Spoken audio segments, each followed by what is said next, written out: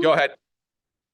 Go Okay, so ahead. I taught second grade, third grade, and fifth grade. And then after I taught, I had this opportunity to coach a teacher, and I didn't know that that was a job that you could do. And so I worked with teachers kindergarten up to those teaching in high school. And I would go into the classroom and I would watch them teach, and then I would coach them in instructional design of how to prepare and deliver lessons better. But then after a few years, I was ready to have my own family and I couldn't travel to schools all the time.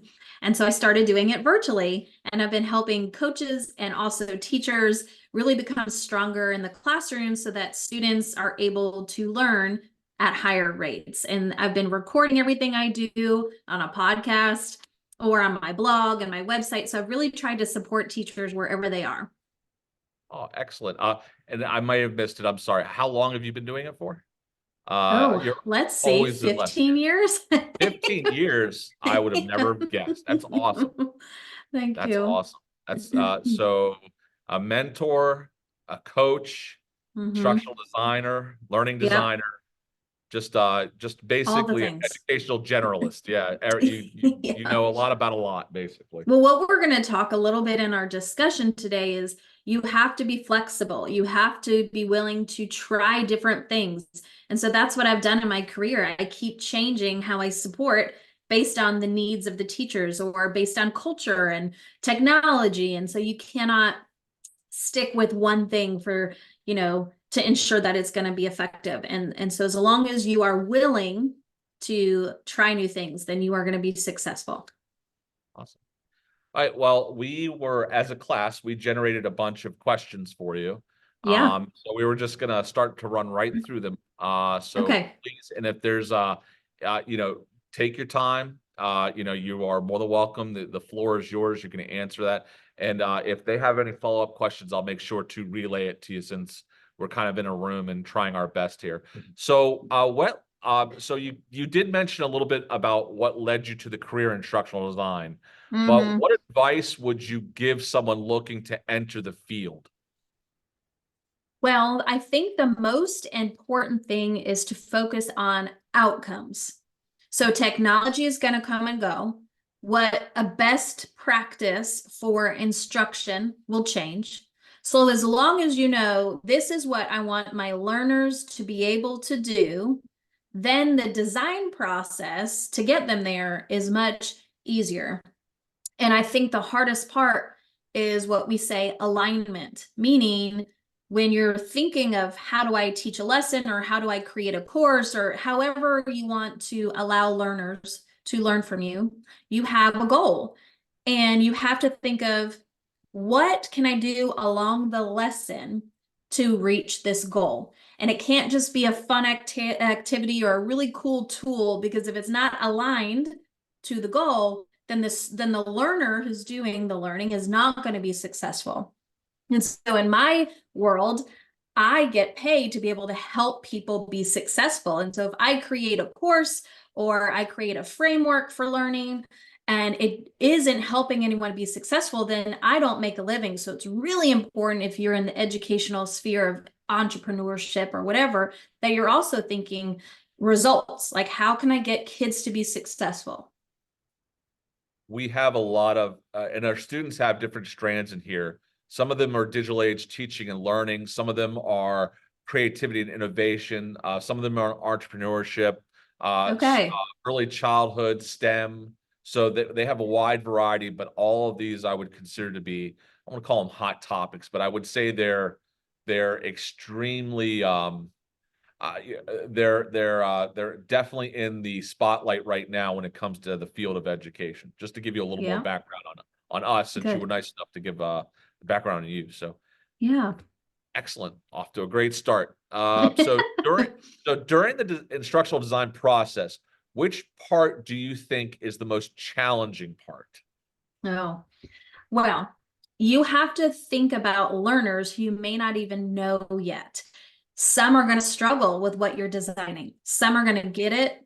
And some are like, I'm ready for more. What do you have? And you really have to plan a learning experience knowing that some need additional practice Some are ready to move at a normal pace, and some want some extension, like a project or something where it is more critical thinking. So it's a little bit harder, it's a challenge. They don't necessarily want more problems to solve or to do more of the same thing, but they want to do it at a more intellectual level. And so when you're thinking of a learning experience, starting from what's the goal I want them to achieve, how am I going to get them there with different activities, what's my assessment, but you have to think about that differentiation piece of my learners are not going to move at the same pace, and I have to be able to adjust and provide opportunities to meet them where they are. And that takes a lot of practice to see what works, what you can use repeatedly, no matter the topic you're teaching, and just getting to know the age of a student and how they can typically move along in a lesson. And so I always tell, if you're just starting out, teachers, like, give yourself time to figure out how to differentiate. As long as you're thinking of, okay, if I have to slow down, what could I do? Okay, if I have to accelerate, what can I do? Then I think you're off to a great start. And then you can start playing around with different ways to do that. But to me, that's kind of the hardest part of it all. Okay. Thank you very much. Going. So we're curious about the perspective on generative AI tools such as ChatGPT and Copilot in the realms of instructional design. What are their potential benefits and drawbacks? You might not like my answer. They make your life easier if you're designing something. But on the flip side, it does too much for the learner that they're not able to demonstrate what they truly know and can do because something else is doing it for them. And that is like a false sense of understanding. And it's very hard for someone designing a learning experience to know, where do my students actually fall? What do you really know? You know, AI is fantastic, and ChatGPT and Edu Copilot, that's all helpful for the teacher to create a lesson plan or create an assessment. It makes things really efficient. But when it comes time for students to showcase learning, I really hesitate to use it. But what you could do is use a tool and then take from it what works and personalize it to the students you have in your room. So don't use it as is, but take it as kind of a brainstorm, and then change some things depending on who is in your room. And that way, I feel like you're creating something that really mimics what students need. And then when it comes time to students, instead of producing an essay, which they can just put in and have AI spit it back out, they could take it and analyze. So maybe you have 2 essays from AI and they're comparing and contrasting and maybe developing a third one. So they're not starting from scratch and they're not using an AI tool and turning it in 10 seconds. So you really have to work around it and be conscious of that. Like I said, there's benefits to it, but when it comes to what students are able to do, I'm hesitant as to what that looks, especially for the younger grades. Yeah, so it's and just from what Gretchen had mentioned, it's during the design phase, as you design your instruction, you're able to tap into AI to do a lot of the, I don't want to call mundane, but a lot of the lower level activities that, if you need something to summarize this resource, so this way when they click a link, they know what they're clicking, or directions on how to do something. That's something that AI can do very well. When it comes to designing an effective like assessment description, or doing something that's really more higher level, that's probably something where you can get brainstorming from AI, but it's going to take the human touch and knowledge that AI is a long ways away from grasping. So that's from the instructional design point of view. And Gretchen also is talking about multiple viewpoints, and also as the learner, that if you're doing like in K through 12 settings, or if you're doing it in like instruction, how your students are actually using it, brainstorming and ideation might be, or ideation, coming up with different ideas and topics and stuff.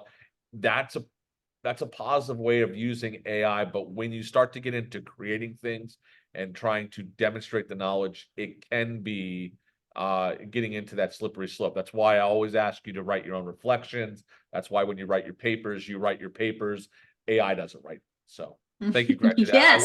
I appreciate the multiple perspectives, and I wasn't afraid of it. I was like, you're very much aligned to my viewpoints on it. So thank you. Okay, good. Yep, kindred spirits. Okay. How do you incorporate universal design for learning in your instructional design processes? Well, we need to think about equity, that everyone is able to be successful with whatever you are designing. They need access to the learning experience, and you need to be able to differentiate so someone on a different level can actually be successful. And so when you think about designing a lesson, it's not just what's the topic I have to teach and what's the activity I'm going to do and how am I going to assess. It really has to do with the students that are in the room. Is everyone getting equal opportunity to communicate with the teacher, to communicate with their peers, to communicate or work with the content?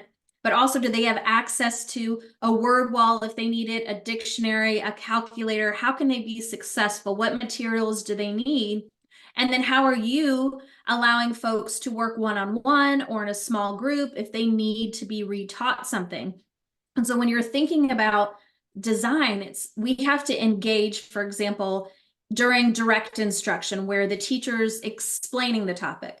But we don't stop there. Then we're engaging again when we're doing a guided practice where we're working together on the new topic. But we're engaging again in the independent piece. And so you can't just pick one thing and say, okay, check for engagement. I did this one activity. It has to be throughout the lesson so students are interacting. And that allows when you're designing something to know, okay, I need to slow down. They have questions, or I could speed it up. They seem to really get it, or they don't get this example. Let me try something else. But representation is important. How many examples are you using? And learning styles. You've got to know how your kids learn best. Are they visual learners? Do they need to get up and move around? Giving them choice. Like if you've ever seen a choice board where you could write an essay or you could make a collage or you could do an interview, anything that allows the different modalities allows them to be successful in demonstrating that they have learned the content. And then thinking about how they can express themselves.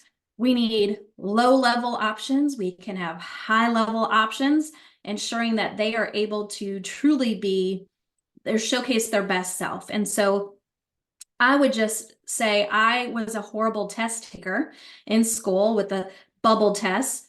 But when the teacher allowed me to be creative and showing how I understood something, I got to act in a play and I got to create a diorama in a little shoebox. And she knew, okay, Gretchen knows and understands this concept at a deep level. But when it comes to doing it on a piece of paper, she's not. And she was able to support me in test taking, but the way the teacher designed the options allowed me access to be successful in a different way. And so it allows you to think, I can't make one lesson plan that is for one person. You really have to think about how everyone is different and all of their different needs. And universal design ensures you've thought through all of those pieces. Thank you. I'm actually going to give you a link, and again, I could even gift it to you. I ended up writing a book last year on student learner agency.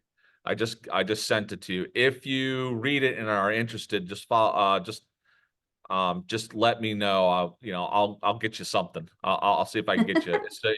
So it basically goes over, and again, it's not me pitching to try and make money off it. Inside of it, I talk about learner agency empowerment, agency empowerment, that the learner has to have a voice. So this way they develop autonomy, that they become lifelong learners, even through during the pandemic, post-pandemic.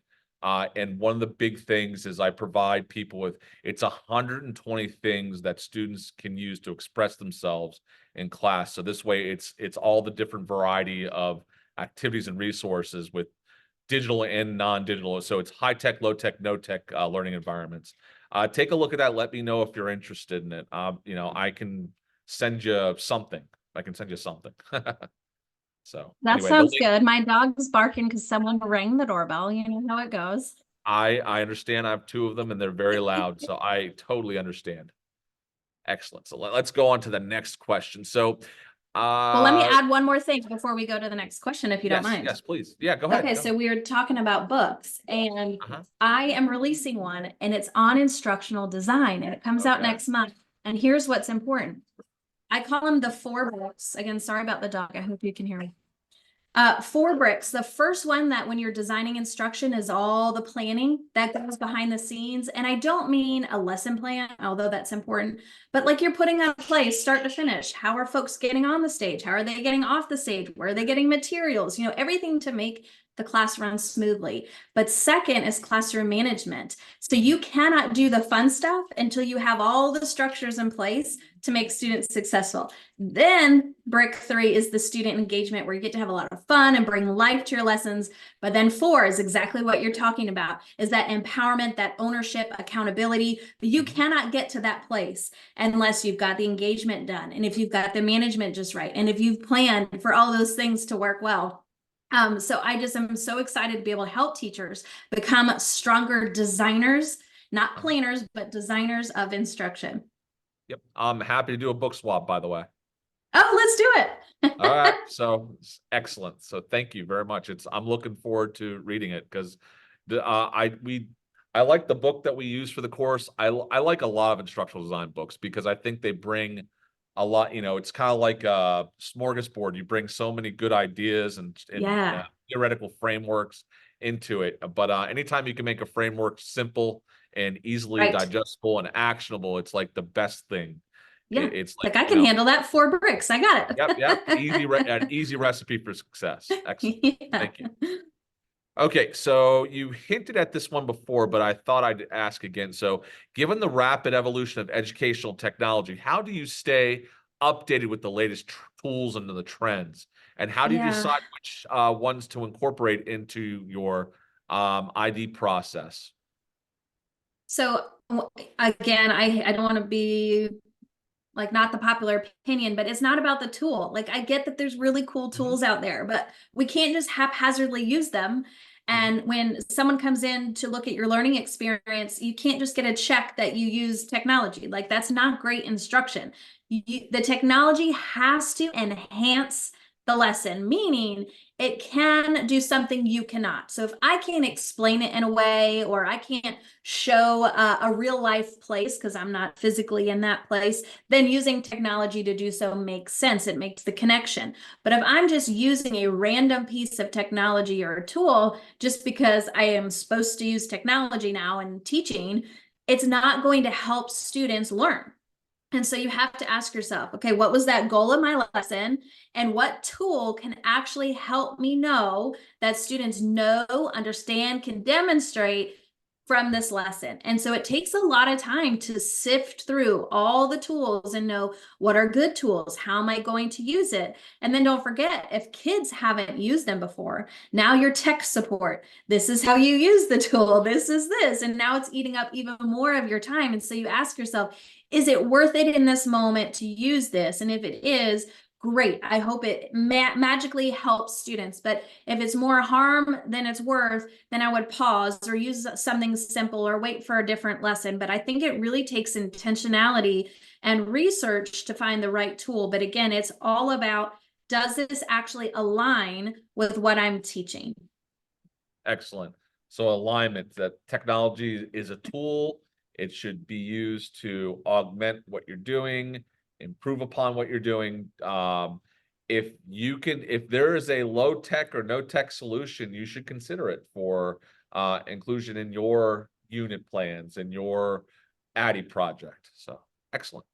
Thank I you. agree with that. I use a tool for coaching teachers. It's called Voxer, and it's a Uh-huh. walkie-talkie app. But I can go into a classroom, and instead of writing a note like, you did really good with this and let's focus on this next time, I can record it. They can hear the tone of my voice. They can save it for later, and then I don't have to do all the paperwork. But it's great feedback for students. If they're doing projects and it's not final and you're just getting a quick check-in, you can leave them an individual message.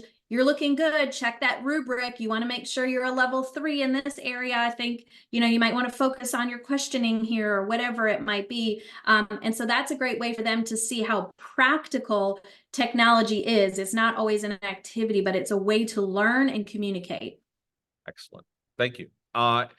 This one's kind of a fun one. I like, this kind of gotten kind of deep. It's kind of comparing, please kind of do a comparison of classes that you took in the past as a student compared to the Uh-huh. ones that you designed today. So Oh I boy. like this one a lot because it made me think, I had to kind of go Yeah. back and talk about dinosaurs with mine. So, Yeah, yes. I'm sure that's not the same as you, but go ahead, please talk about kind of compare the classes that you took when you were a student compared to the courses you designed today and that you work with others today. So when I was learning to become a teacher, I took courses and it focused all on the theory of teaching. And it talked about the famous people that had come up with the theories. And then it got time to get in the classroom. And guess what?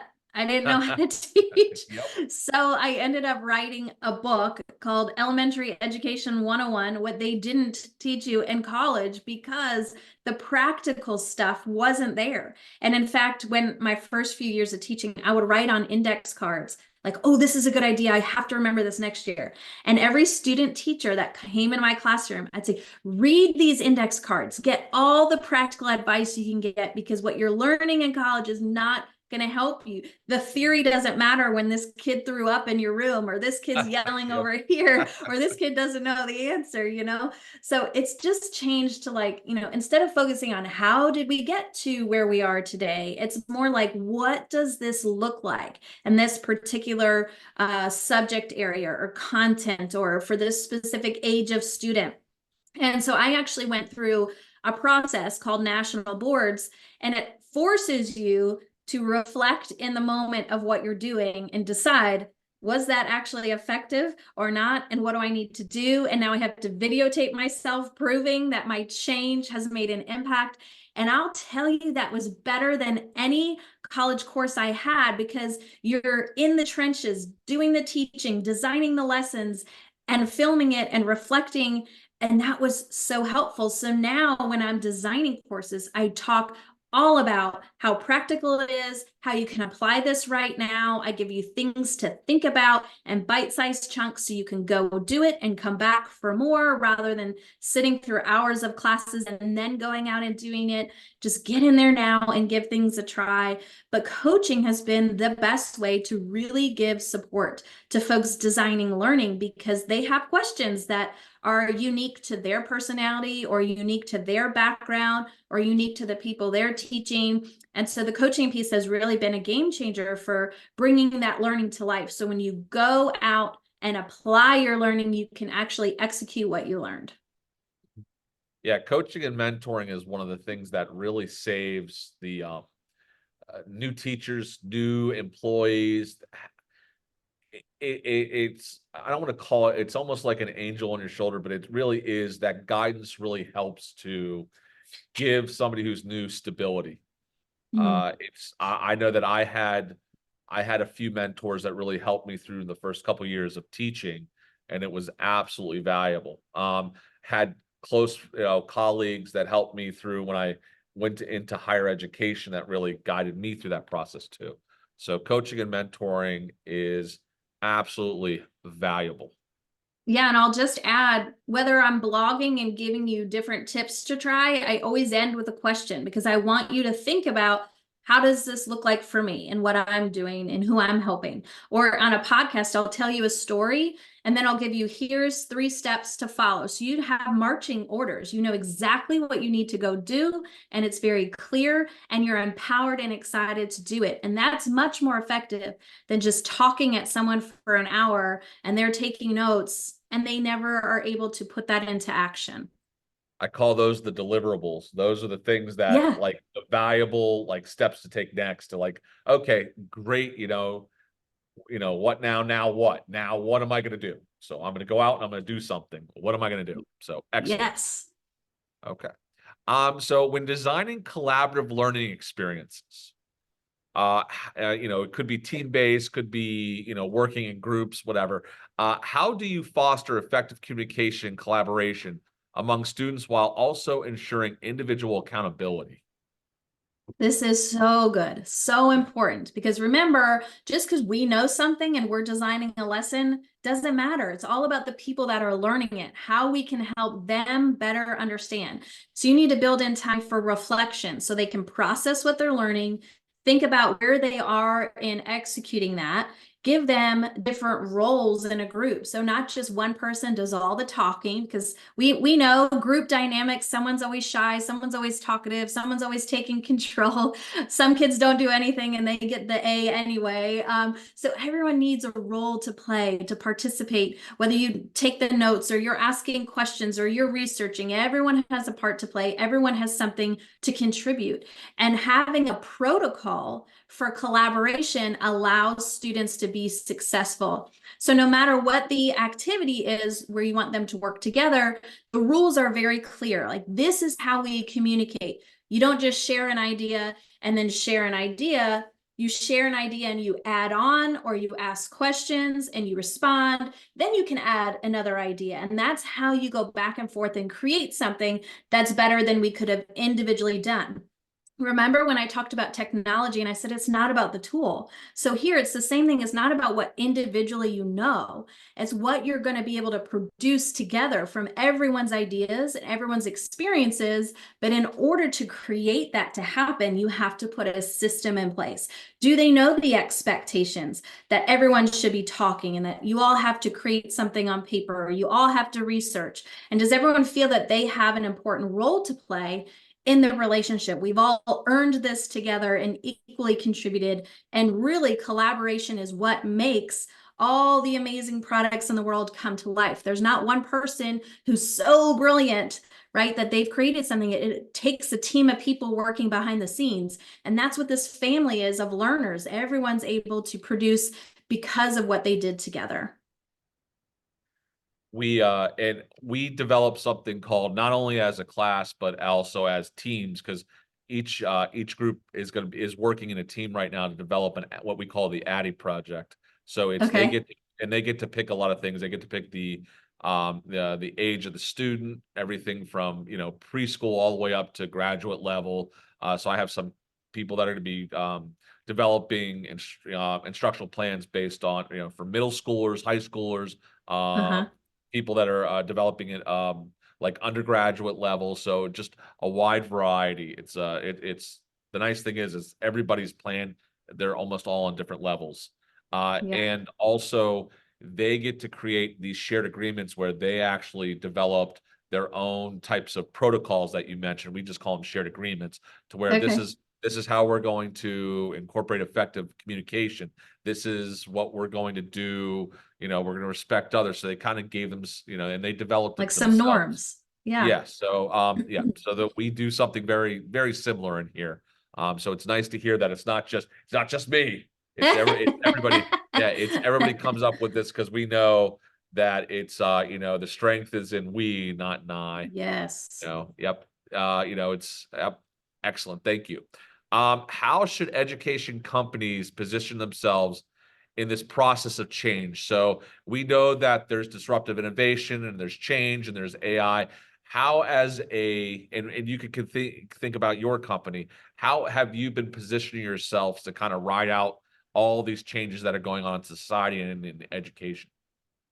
Well, you have to reflect on what they call the current best practices and ask Mhm. yourself, is this still working? Is this still effective? Because the learners have changed, because culture around them has changed, and technology is changing. The rules of the game have changed. We cannot continue to do things the same way. And so if you want to make money as an educational company, you have to make sure you're adapting and changing and being flexible with what's happening. So even if you have a product that was really successful in the past, it doesn't mean it will always be successful, because the climate changes. And so for me, when I'm doing professional development and workshops and training, I have to make sure what I'm sharing is what's current best practice based on the research that's being done out in classrooms around the United States. And I have to ensure that we're reflecting on what is instructional design effectiveness, and is what we are helping folks do still going to work, and supporting the growth of students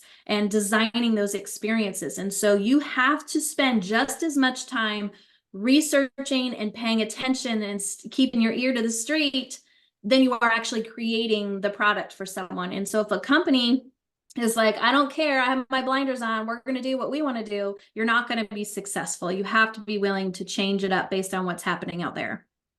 Excellent. Thank you. And this one is kind of like it's almost like a part two. So in your opinion, what are the unique opportunities and responsibilities of education companies like yours in fostering creativity and imagination among students? Well, the jobs that these students are going to have is not what's available today. I mean, that's the same when I was in school. The jobs that we are doing now didn't even exist. I mean, with COVID, everything changed overnight of how businesses operated. So you have to think about, okay, if it's not about the particular tool we're using and the particular outcome, well, the thing I can always do is help students learn to think. And so when you're designing learning experiences, or you're putting on a workshop, or as an educational company you have some sort of product, does it design an experience where someone can create something where they can use their knowledge and experience to have a new solution? Because if that student goes into a world that's going to be very different than where they are now, but they have the skills to know how to think and how to create and how to look at different opportunities and design something fresh and new, then they're going to be successful. So we can't say, I'm going to train you to do the jobs that are out there right now. They may not even exist. But if I can help you think and create and look at what's around and design something new and fresh, then they have a great chance at being successful no matter what's happening out there. And they just need the repetitions of thinking and creating at really high levels. And if AI comes in and they do some of the basic stuff, well, guess what?